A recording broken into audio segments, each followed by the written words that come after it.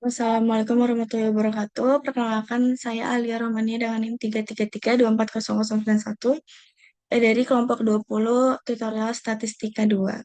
Di sini saya ingin membuat tutorial dari modul 2 pengujian hipotesis. Nah, di sini langsung saja kita ke soalnya. Hmm, nah, di sini uji hipotesis sendiri itu adalah eh, pengujian atau metode yang biasa terdapat pada statistika yang digunakan untuk mengambil keputusan berdasarkan data, yang dimana prosesnya itu dia mengambil dugaan awal atau menduga awal hipotesis, lalu kita bisa mengujinya dengan menggunakan data yang udah kita punya atau kita dapatkan. Nah, dari uji hipotesis ini itu kita eh, bisa dapat bukti, bisa benar atau tidaknya dugaan yang udah kita buat di awal tadi. Nah, untuk eh, pengujian hipotesis sendiri itu ada beberapa langkah yang harus kita lakuin. Itu yang pertama tentu kita harus merumuskan hipotesis, yaitu hipotesis awal dan hipotesis alternatif, di mana hipotesis awal itu H0, yang dia itu tidak ada perubahan atau perbedaan dari data. Kemudian H alternatif atau H1, kita kita bisa bilangnya H1 atau HA, itu adalah kebalikan dari hipotesis awal H0, yang dimana pastinya artinya itu ada perubahan atau perbedaan ataupun pengaruh dari si data dan hasil yang nantinya kita hasilkan. Kemudian kalau udah kita tes statistik, kayak kita nentuin nih, kayak mau metode statistik apa yang mau kita gunain. Nah, penentuannya itu berdasarkan jumlah sampel dan jenis data apa yang kita punya. Selanjutnya, kalau udah kita signifikasi penelitiannya, misal kayak kita mau eh, batas toleransi kesalahannya itu bisa di 1%, 5% ataupun 10%. Jadi misalnya kita pakai yang 5%, nah itu berarti tingkatnya itu kan 5% nih tingkat kesalahannya, toleransi kesalahannya. Berarti kalau pakai 5% itu kita ganti ke desimal jadi 0,05, yang artinya kita nerima resiko tersebut itu di 5%. Terus kalau udah kita hitung nih, kita lakuin perhitungan pakai rumus yang udah kita tahu, dan bisa juga pakai software untuk membantu perhitungan, itu bisa pakai Excel, Minitab, ataupun SPSS. Nah, selanjutnya kita udah menghitung, terus hasilnya kita udah dapat. Nah, itu bisa kita tarik kesimpulan. Kayak misal kita bandingin nih dari hasil perhitungan sama kriteria yang udah kita tentuin. Nah, kalau dia memenuhi syarat ataupun kriteria, maka itu menolak H0 atau hipotesis awal. Ya, artinya jika dia tidak memenuhi syarat atau kriteria itu, maka dia gagal menolak H0, yang dimana artinya kalau dia sesuai kriteria itu, maka tidak ada pengaruh ataupun perubahan dari dari data yang udah kita punya. Dan selanjutnya itu ada beberapa eh,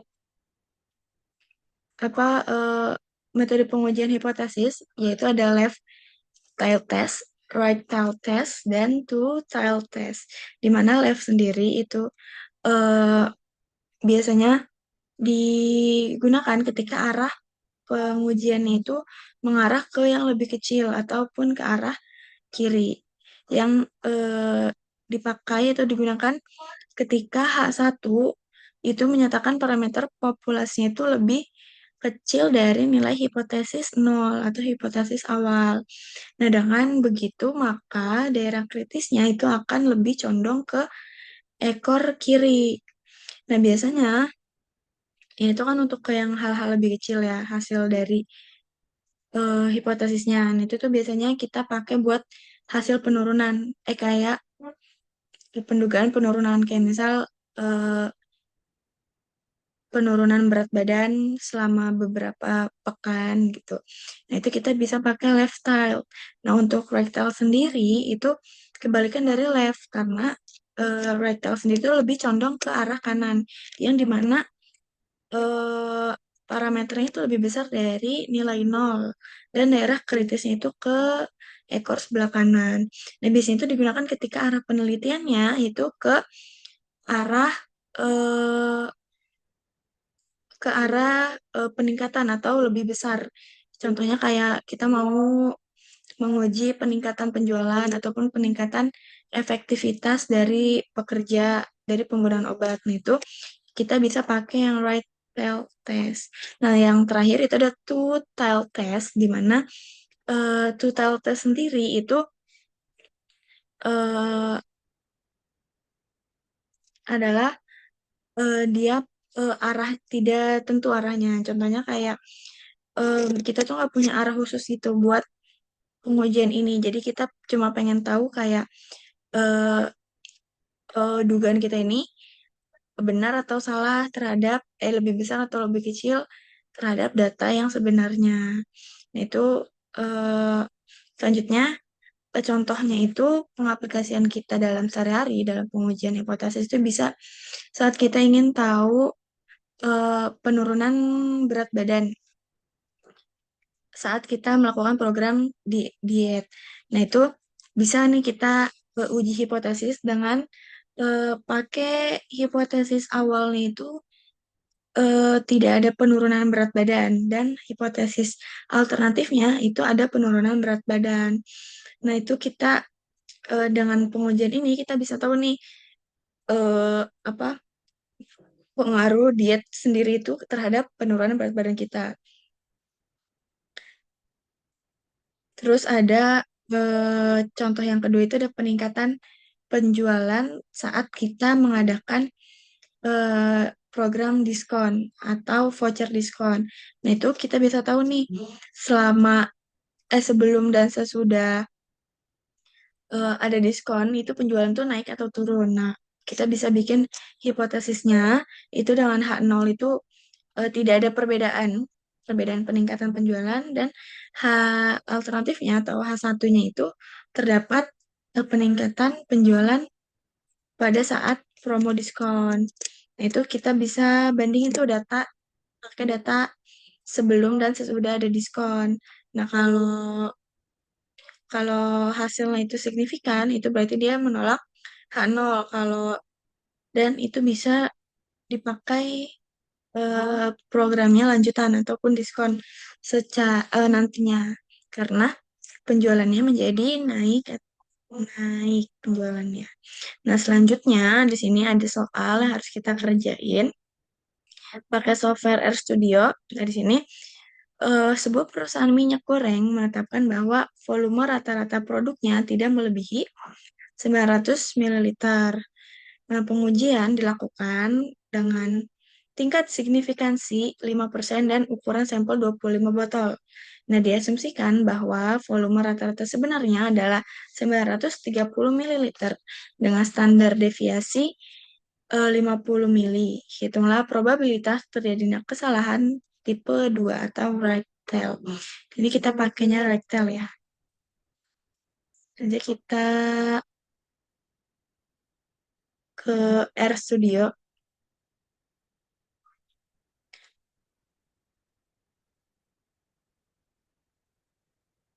Nah, di sini kita udah punya sintaksnya. Nah, yang pertama, seperti langkah-langkah sebelumnya, itu kita harus nentuin hipotesisnya dulu nih. Di sini ada H0 atau hipotesis awal, itu ada volume rata-rata tidak melebihi 900 ml.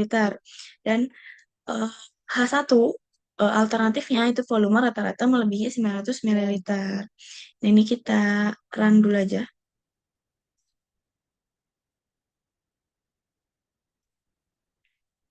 Nah, selanjutnya kita mau input data nih. data yang dari soal. Nah, itu di mana di sini jumlah sampelnya itu ada di 25 dan untuk rata-rata pada hipotesisnya itu di 900 dan X bar di sini itu di 930 itu adalah rata-rata sebenarnya. Dan di sini standar deviasinya di 50. Oh ya, untuk tiga di sini tuh maksudnya soal shift 3 ya teman-teman. Dan sini langsung kita running aja soalnya, tidak tahunya. Selanjutnya itu kita udah punya datanya dan kita cari nilai kritisnya. Di mana eh,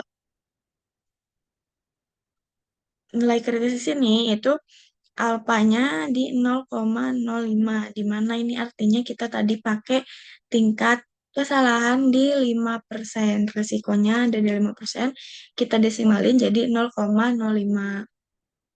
Nah, di sini kita pakai rumus 1 dikurang 0,05. Di mana karena kita pakainya right tail, jadi kita pakainya 1 min alpha.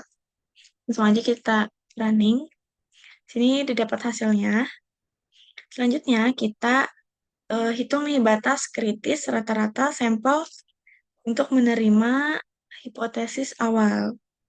Di sini kita pakai X kritikal dan rumusnya itu M atau rata-rata sebenarnya ditambah nilai kritis dikali apa namanya, standar deviasi dibagi SQRT. SQRT di sini itu adalah akar jumlah sampel. Langsung aja kita running. Nah, tadi hasil nilai kritisnya itu di 1,644. Nah, selanjutnya kita menghitung nih kesalahan tipe 2-nya. Pakai rumus X critical min X bar dibagi sigma dibagi SQRT. Di sini kita hitung juga probabilitasnya. Pakai probabilitas normal Z beta. Sini langsung aja kita running. Nah, tadi batas kritisnya itu ada di 916,44 dan menghitung apa namanya, hasil akhirnya itu ada di 0,087 atau kita bulatin itu di 0,0877 atau kalau kita persenin itu berarti di 0,77%, yang artinya bahwa sebenarnya ada kemungkinan sebesar 8,77% perusahaan tidak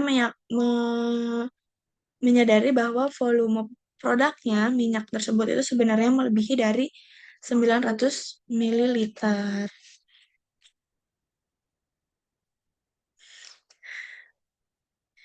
Terima kasih untuk tutorial yang sudah saya buat.